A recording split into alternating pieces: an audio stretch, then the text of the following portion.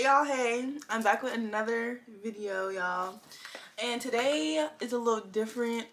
I know I don't seem probably as energetic as I usually do or whatever, but today I'm actually about to share with you guys my testimony.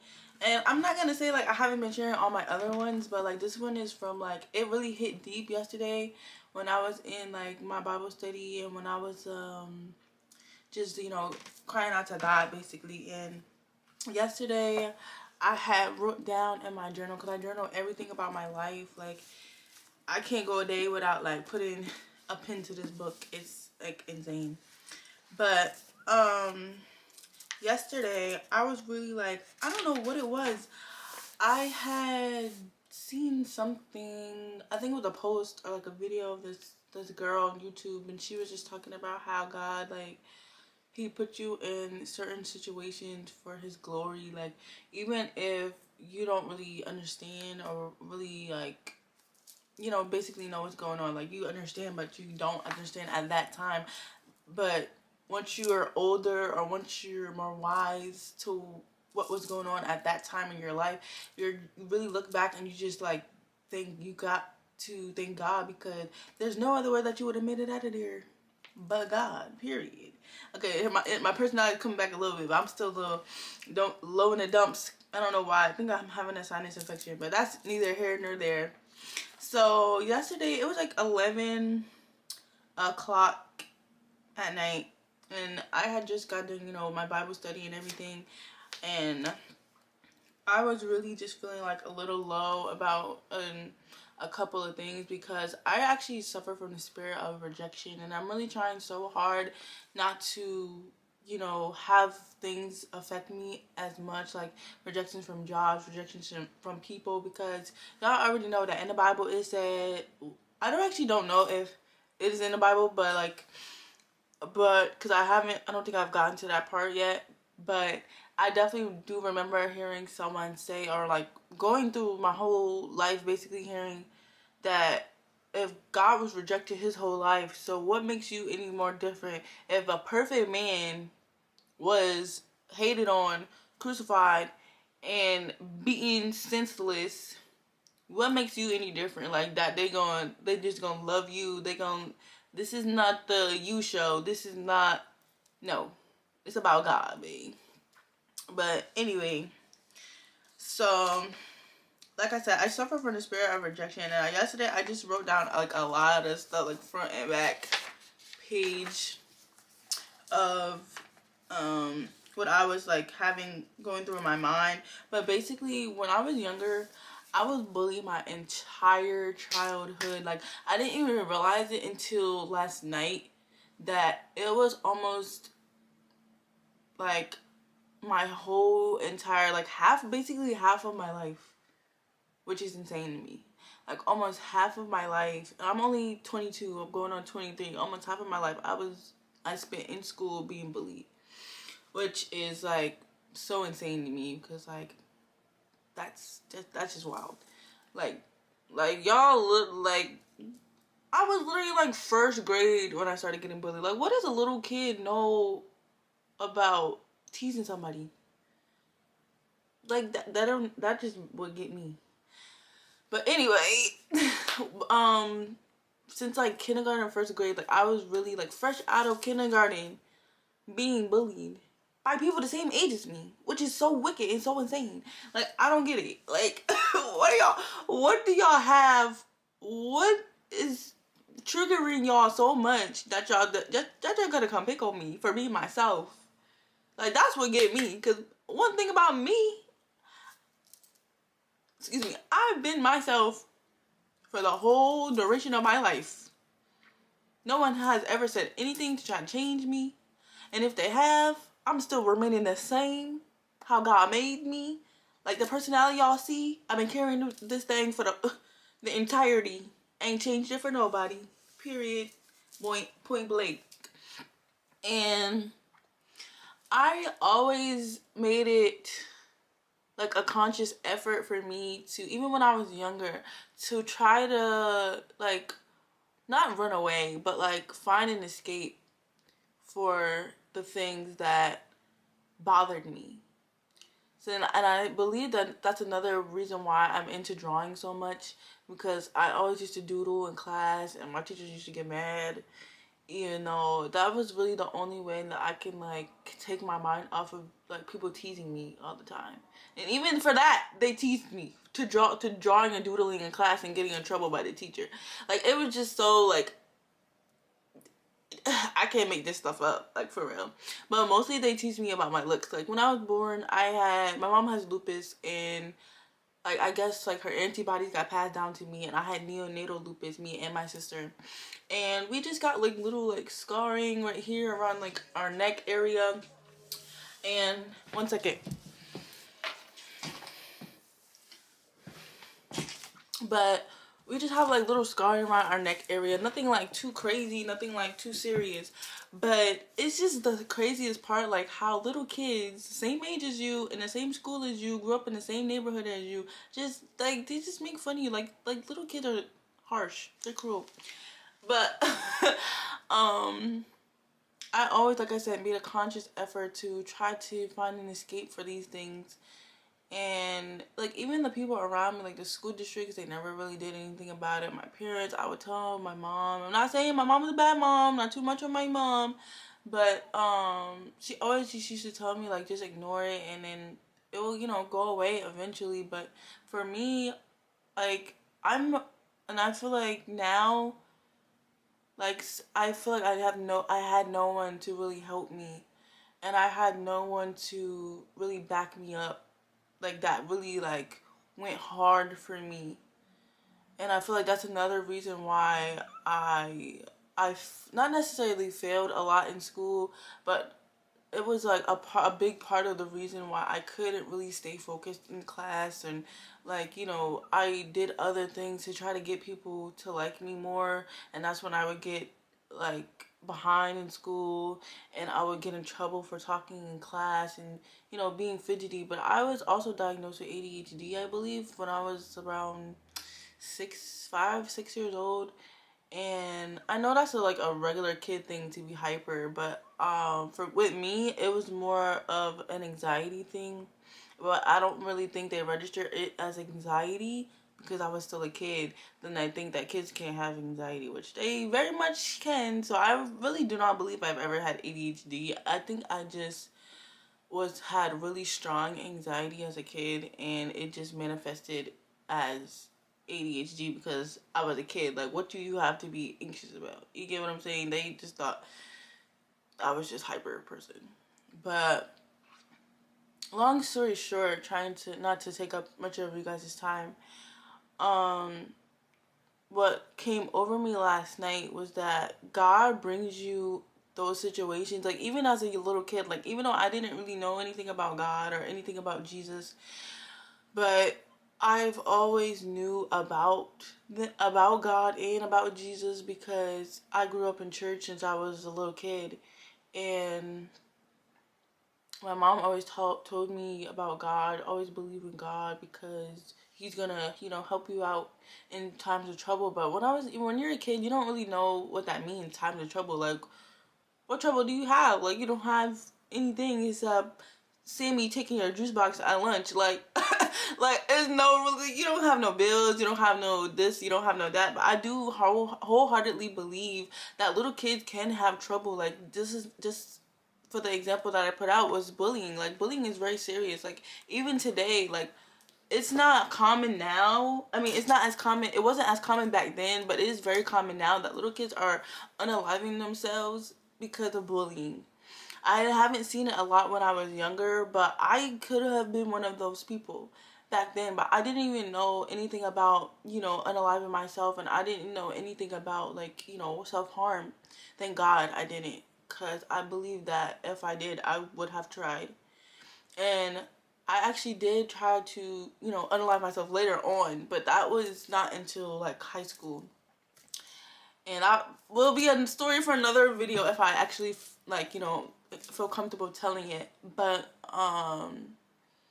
there's always like a point in your life where God is going to reveal to you why he did certain things. Like it may not be right then and there, it may not be the week later or a month later, but he's definitely going to show you, just like he showed me last night. Like there's nothing that God cannot show you, or nothing that God does that does not manifest or be shown throughout life. Like that happened so many years ago. I got bullied up until I was like basically almost graduating high school. That was almost like 12 years. So from first grade all the way to like, I want to say like 10th grade. I honestly don't remember where I left off. My camera died, guys. I'm so sorry.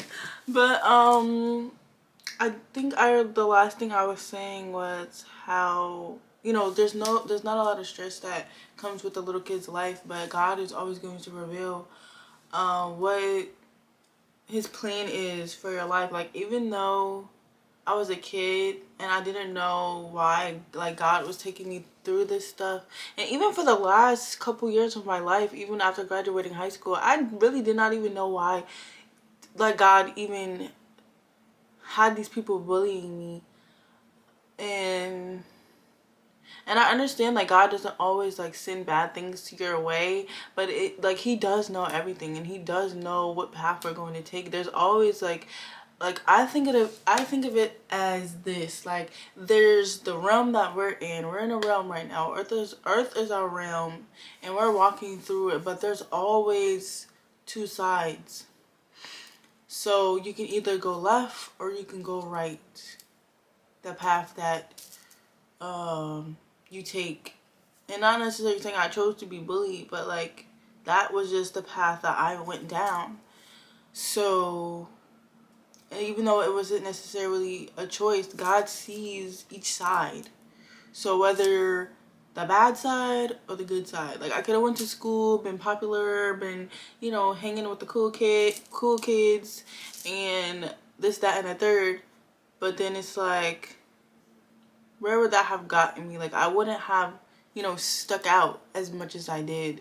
You get what I'm saying? Not necessarily saying that people, you know, were like knowing that I was going to be like something great, and I know for a fact I'm definitely going to be something great, but at the end of the day it's not about me. It is about God getting the glory.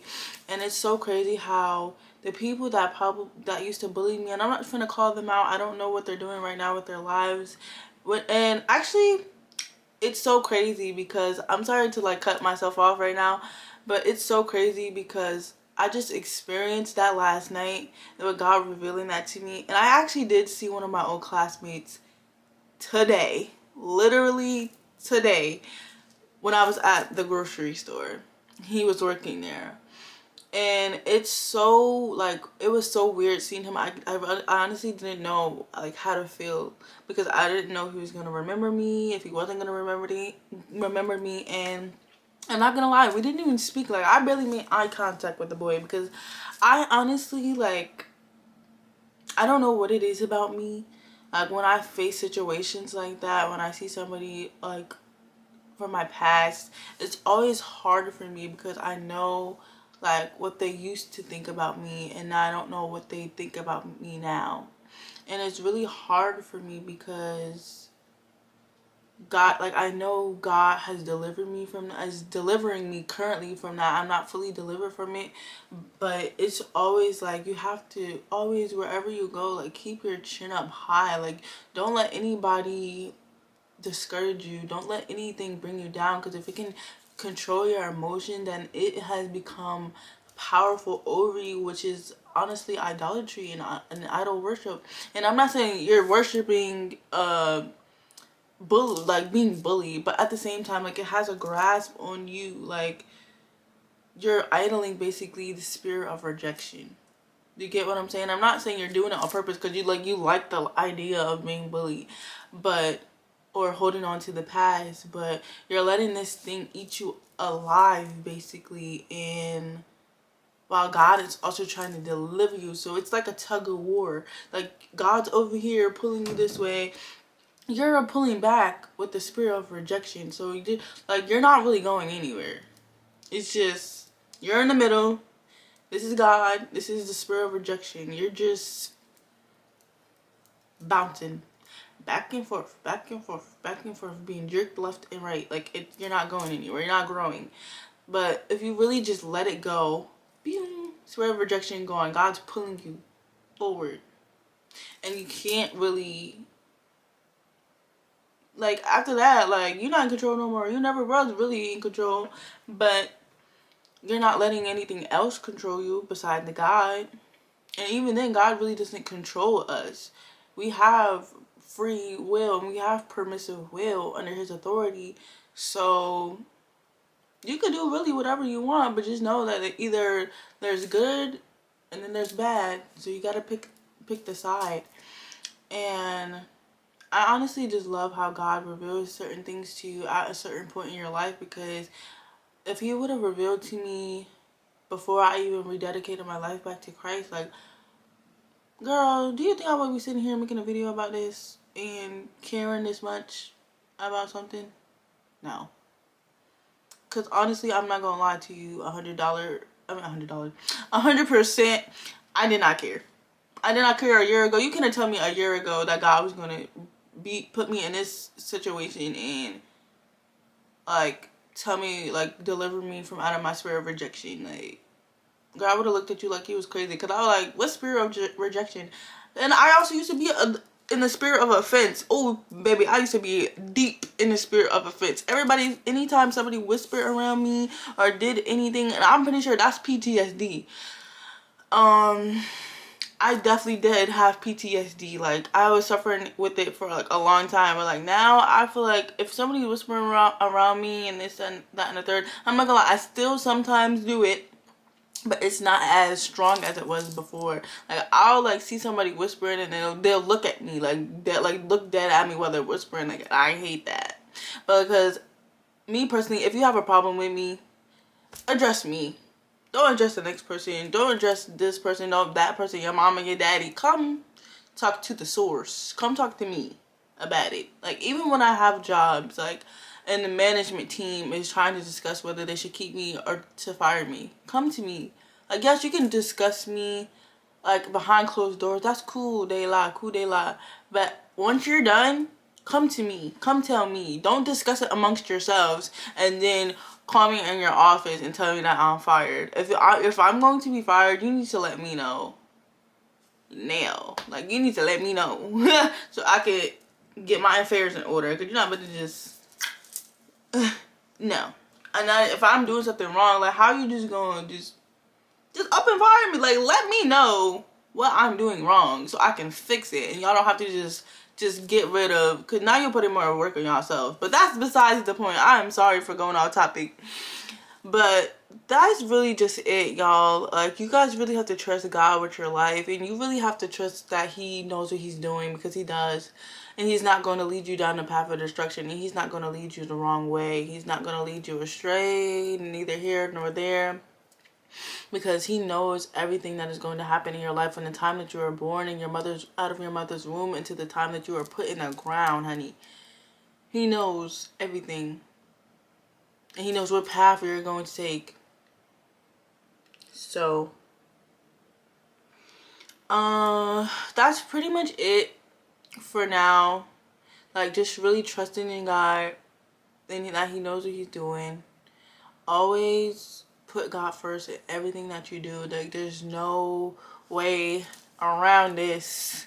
You can't get around it, baby. You can't get around God. Even if you try. You can run Usain Bolt speed past the church house and try to hide under a bunker. He can still see you, Bookie. It just don't even matter trying to hide from God, because baby, he knows what you're doing. He knows what you're looking at when you think you slick. But yeah, y'all, I'm so glad that you guys were able to listen to me share my testimony. I love you all. Have a wonderful Sunday. And have an amazing week, guys. So, I love you. Mwah.